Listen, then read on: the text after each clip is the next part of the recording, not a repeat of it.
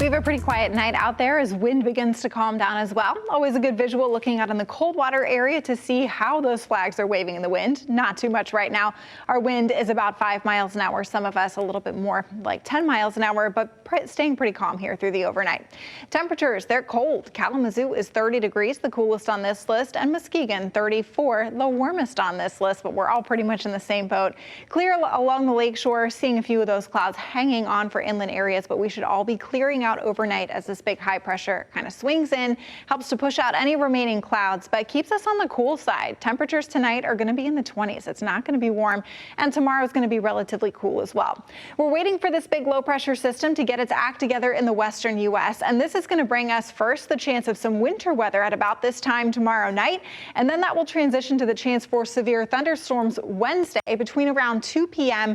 and midnight. This could be a longer sustained duration event compared to yesterday, but similar in terms of threats. Wind is going to be the primary hazard, but all hazards are possible. Hail and tornadoes are a little bit lower on that scale, but still we can't rule them out with this setup.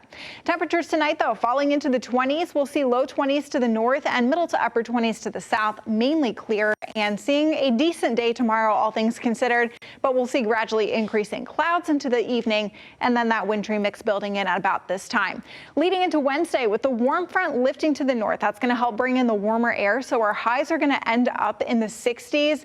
That's just going to be enough to bring back that chance for strong to severe storms, especially along and south of 96. That's going to be our primary environment for those damaging wind gusts, and again, can't rule out a tornado or some large hail either.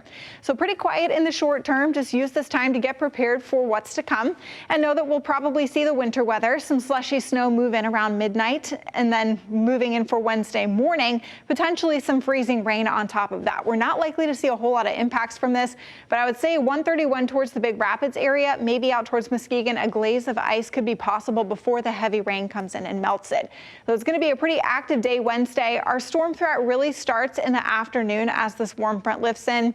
This most recent model run is pretty aggressive with some lines of storms, multiple lines between around 3:30 and then through 9:30 and 10 o'clock. More gusty winds look likely, and then until the cold front passes right around 1 or 2 a.m., we could still be dealing with some of these feisty storms capable of producing those damaging winds and perhaps a brief spin-up tornado.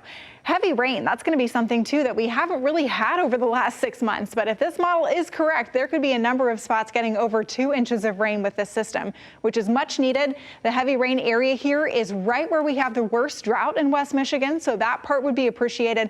But there could be some local flooding concerns if we do end up getting 2 to 3 inches of rain in such a short time period.